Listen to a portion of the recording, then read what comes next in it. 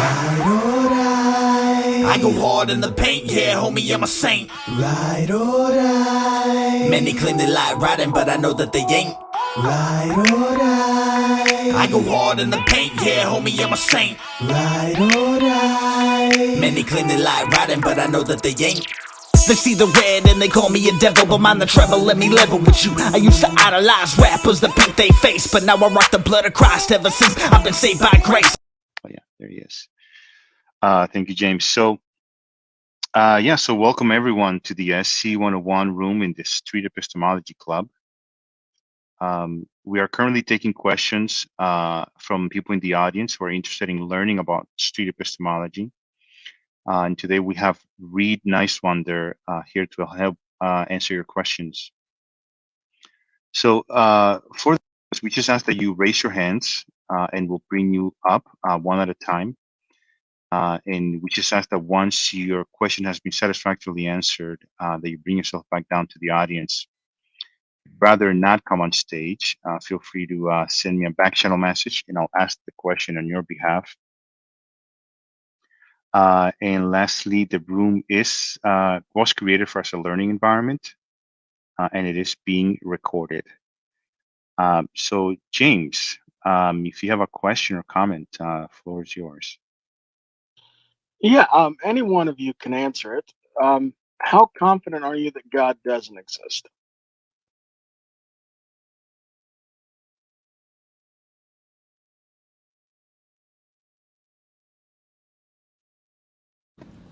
Anyone is fine to answer that. On the scale from 0 to 100. 0.987. Yeah, on the scale from 0 to 100 for the Christian God, it's like 0.000001%. All the it's not zero. It's a non-zero number for me as well, but I do not assert that he doesn't exist. Yeah, I'm not implying that you do assert. So when you say 0.0001, and then I think the other guy was close to 1 or no, what makes you land on that particular percentage point? It's the null hypothesis for me. And that's where the null hypothesis usually is. I'm just throwing out because when you do like a 1 through 100, it seems like 1% and 2% there'd be such an arbitrary difference, and then even from like 2 to 5%, it'd be such an arbitrary difference, especially if you're not claiming that a God exists or that a God doesn't exist. So I'm just wondering, like, why would you make it that hard of a claim, but then not actually land on the claim and just say, I'm absolutely convinced God doesn't exist? Yeah, I don't want to say absolutely because I still want to hold to the virtue of being open to be wrong. So it's like that virtue is also adding doubt for me. I don't want to be absolute.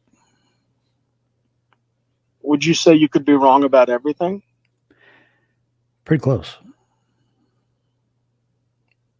It's like it's higher on the hierarchy of values for me. It's like even above me wanting to believe true things. It's like being open to being wrong, being willing to be able to change my mind is higher on the hierarchy. Because if I don't have that, then I could be stuck believing something potentially for the rest of my life. That may be wrong. Because, for example, if we were talking about existence itself and whether or not we exist, I don't know what would be... Oops, sorry, guys. One second. Puppy problems. Hope everyone's okay. I did not expect the dog to bark. Somebody walked by the house. So when it looks to existence and our own self-existence, I don't know why it would be morally virtuous at any point to say I could not exist or it's possible that I don't exist. I just don't see why that would be something anybody would equate. Okay. So I'm just trying to get where you guys feel from that, because you said you were open to the possibility that you could be wrong, but you are also open to the possibility being wrong on pretty much everything, as we established. So that means existence itself but I just don't know. I don't know how anybody could say I would be open to not existing or opening to the fact that I don't exist. Does that make sense? Yeah, it's hard to be open to the idea that you don't exist because everything you experience is falsifying that hypothesis. If I'm experiencing anything, that hypothesis can't be the case. So that's a pretty close. That's probably one of the examples of where I'd like to be open to being wrong about that, but that's like the one thing, or very close to one thing, where I'm like, I don't know even how that could be possible. Yeah, and then when you're looking at that and you assign like a moral value to that, like you believe that it's more morally virtuous to admit that you could be wrong on a proposition. I don't know how we're assigning that moral value in the first place. It seems like there has to be something objective that we could all agree on initially before we could even assign a moral value to say I could be wrong. Maybe. So then we could shift that just for a second. What would be your moral value that you would use to assign to the proposition that you could say, it is possible that I don't exist or possible that I could be wrong? Yeah, it is that base value. It's just, you can call it faith, that is the value that I hold to. I think that is the core root of fallibilism. The core value of fallibilism is being open to being wrong. I think that helps us come to truth in general if we have that value. Yeah, because you said it would be morally virtuous. Yeah, it's a virtue. It's an attitude. But then we have to define how we arrive at that moral virtue to say that admitting that you could be wrong on something is better than if you believe you couldn't be wrong, admitting that you could be wrong or that you could be wrong. Makes sense? Like there has to be some kind of either objective or subjective standard that we use. And I'm just trying to figure out what yours would be to say that it's more morally virtuous to admit you could be wrong on any proposition. You can call it faith. Okay. So it would just be just your intuition, kind of like what your gut tells you, for lack of a better term. Yeah. Okay. Nope. That's it.